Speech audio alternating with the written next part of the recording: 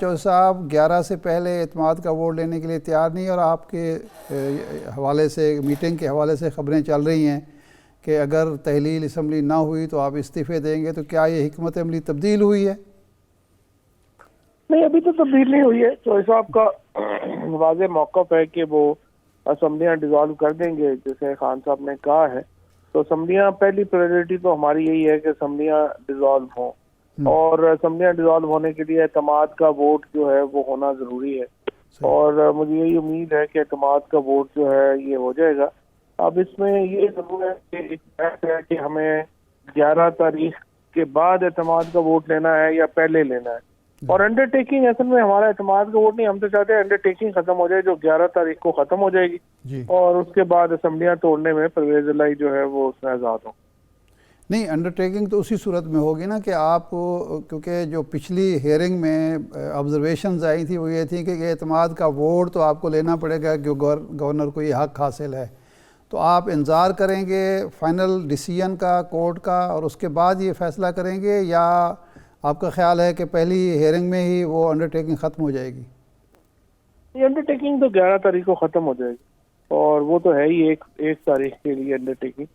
تو اگر کیس آگے جاتا ہے تو پھر وداؤٹ انڈر ٹیکنگ آگے جائے گا، اور یہی ہے کہ اسی لیے ہم سمجھتے ہیں کہ ہمیں اعتماد کے ووٹ کے لیے بھی تیار رہنا ہے۔ اگر ہائی کورٹ کا فیصلہ ایڈورس آیا تو پھر اس کے مطابق جو ہے وہ ہم تیاری رکھیں گے اعتماد کا ووٹ لینے۔ صحیح۔ اچھا، تو دو آپ کے ارکان تو کھل کر سامنے آ چکے ہیں، خواتین ارکان مومنہ وحید اور زہرہ نقوی۔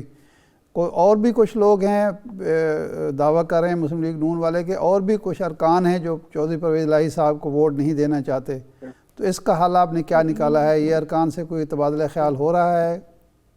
میرا خیال ہے آپ نے پروگرام سے پہلے کی خبریں شاید مس کر دی۔ جو مومنہ ہیں، جو ایم ڈبلیو ایم کی ہیں، زہرہ نقوی، انہوں نے تو اعلان کر دیا ہے کہ وہ ووٹ دے رہے ہیں۔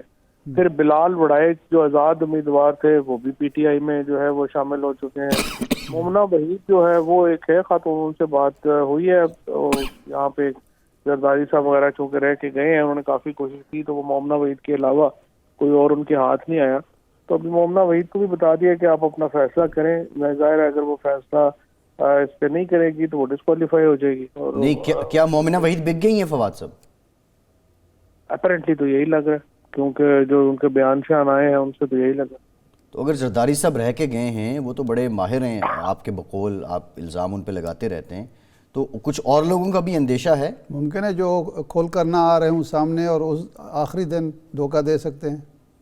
ابھی تک تو کوئی نہیں ہے، ابھی تک تو ہمارے 177 نمبر جو ہیں وہ پورے ہیں، اور اگر یہ ہمارے 100 اس وقت 190 تھے ٹوٹل، یہ اس کے بلال وڑائچ کے آنے سے 191 ہو گئے، اور ان میں سے ابھی جو ہے وہ مزاری اور وہ ایک مسعود پچھلی دفعہ چلے گئے تھے، ہم نے ان پہ ریفرنس بھیج دیا تھا، اور اب یہ مومنہ وحید کے علاوہ جو ہے وہ کوئی نہیں ہے۔ سو اباؤٹ 188 ممبر اس وقت جو ہے وہ ہمارے پاس کنفرم۔ تو کچھ اندازہ ہے فواد صاحب کہ کتنی آفر کی گئی مومنہ وحید صاحبہ کو، دیگر جو آپ کو ایم پی ایز بتا رہے ہیں ان کو کتنے پیسے آفر کیے گئے؟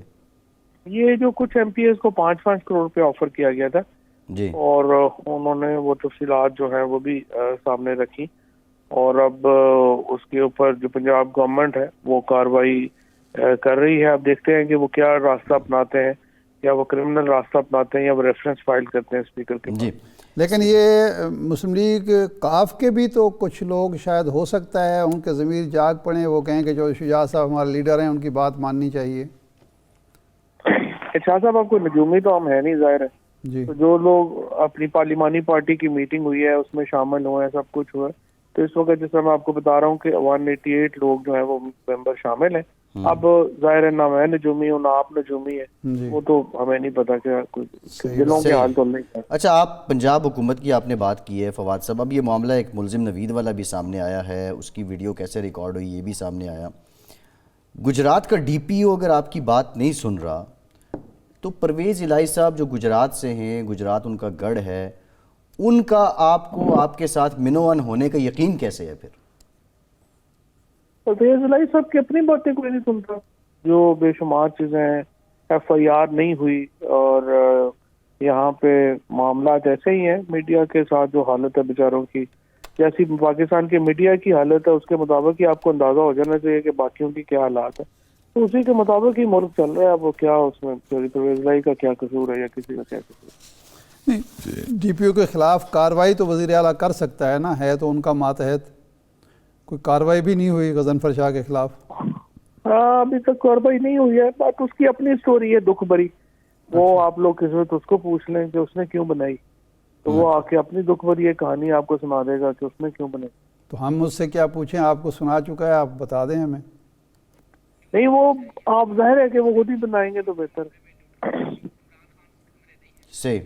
اچھا فواد صاحب یہ بتائیے گا, عمران خان پہ جو قاتلانہ حملے کا معاملہ ہے اس پہ اب جتنی کھچڑی پک چکی ہے, بطور وکیل بتائیے کہ کیا قانونی طور پہ آپ سمجھتے ہیں کہ یہ کیس عمران خان کے حق میں ابھی بھی مضبوط ہے؟ دیکھیے جی کیس تو ظاہر ہے کہ مضبوط ہی ہے, اس میں تو ساری کیس تو آپ کے سامنے ہی ہے. فواد صاحب یہ فرمائیں کہ آپ نے ایک موقع پر کہا کہ ہمیں اسٹیبلشمنٹ نیوٹرل نظر آتی ہے کیونکہ اب لوگوں کو فون نہیں آ رہے. پھر آپ ہی نے کہا کہ کچھ ارکان نے کہا کہ جی ہمیں فون شون آئے ہیں, لیکن ہو سکتا ہے کہ وہ اپنی قیمت بڑھانے کے لیے یا اپنی اہمیت بڑھانے کے لیے یہ بات کر رہے ہوں. اب یہ اعتماد کا معاملہ جو قریب آ رہا ہے, ظاہر بات ہے کہ آپ کو زیادہ اندازہ ہو رہا ہوگا, آپ اسیس کر رہے ہوں گے, آپ کے ارکان آپ کو بتا رہے ہوں گے کہ پنجاب کی حد تک کیا واقعی اسٹیبلشمنٹ نیوٹرل ہے. اصل میں فرینکلی میں کہہ نہیں سکتا. اس کی وجہ یہ ہے کہ ایک تو جو چیف منسٹر پنجاب ہیں ان کو بلا کے کہا گیا کہ نہیں اسمبلیاں تحلیل نہیں ہونی چاہیے, اور جو سب یہ کہتے ہیں کہ انہوں نے ٹی وی میں کہہ دیا بعد میں کہ اسٹیبلشمنٹ یہ چاہتی. اس کے بعد جو ہمارے ایم پی ایز ہیں, کئی چودھری ارشد ہیں ہمارے ایم پی اے گجرات سے, ان کو بلا کے کہا گیا. اس کے ساتھ جو نہیں اور فواد صاحب پرویز الہی صاحب کو کس نے کہا ہے؟ کیا یہ پرویز الہی صاحب نے خود بتایا آپ کو؟ ایک تو انہوں نے جنرل بات کی نا کہ اسٹیبلشمنٹ نہیں چاہتی, لیکن کوئی پرٹیننٹ فرد ہے انہوں نے خود بتایا آپ کو؟